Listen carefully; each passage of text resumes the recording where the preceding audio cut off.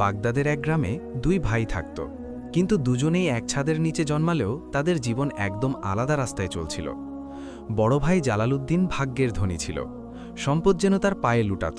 বিশাল প্রাসাদ, মজবুত দেয়াল, চওড়া উঠান, চাকর বাকর, গবাদি পশু, শস্যে ভরা গুদান, তার ঘরে কোনো কিছুর অভাব ছিল না।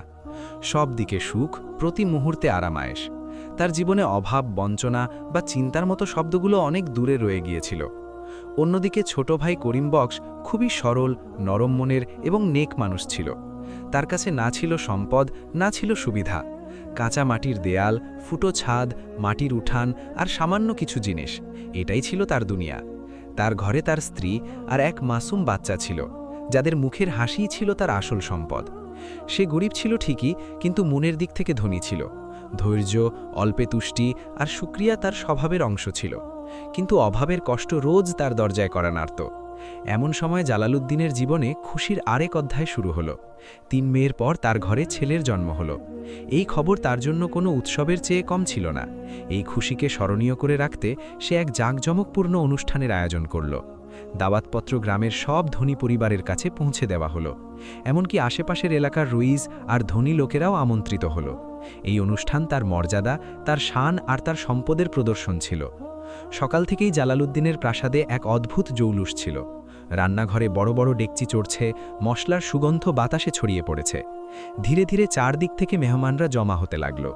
এই হট্টগোলের মধ্যে কেউ জালালউদ্দিনের দৃষ্টি আকর্ষণ করল আর বলল, জনাব, আপনার ছোট ভাই করিম বক্সকে কোথাও দেখা যাচ্ছে না, এখনও আসেননি। আপনি তো গ্রামের সবাইকে দাওয়াত দিয়েছেন, তাই না? জালালউদ্দিন বাইলের হাসির সাথে উত্তর দিল, হ্যাঁ, ওকেও ডেকেছি, আসতেই হবে তার বাচ্চাদের সাথে। তুমি এখানেই থাকো আর মেহমানদের খেয়াল রাখো, আমি এখনই ব্যবস্থা দেখে আসছি।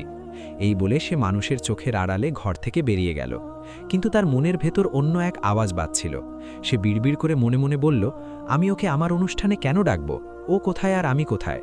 আমার এখানে একের পর এক ধনী মেহমান আসছে। যদি কেউ জানতে পারে আমার ভাই এত গরিব, তবে আমার নাক কাটা যাবে। এই চিন্তা তার মনে বোঝা হয়ে চেপে বসেছিল।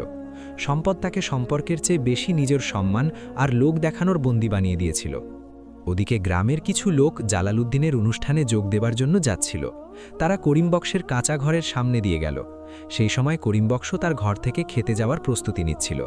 তার কাপড় সাধারণ ছিল, মুখে পরিশ্রমের ক্লান্তি আর চোখে সামান্য চিন্তার ছাপ। যেই সে ঘর থেকে বেরোলো, গ্রামের লোকেরা তাকে দেখে ডাক দিল, আরে করিম বক্স, তুমি তোমার ভাইয়ের বাড়ি যাওনি? তোমার ভাবির অনেক দিন পর ছেলে হয়েছে। এই খুশিতে তোমার ভাই অনেক বড় অনুষ্ঠানের আয়োজন করেছে। তুমি তো চাচা হয়ে গেছো, আর তুমি এখানে? অথচ তোমার তো ভাইয়ের বাড়িতে সবার আগে পৌঁছানো উচিত ছিল। এটা শুনে করিম বক্স এক মুহূর্তের জন্য থমকে গেল।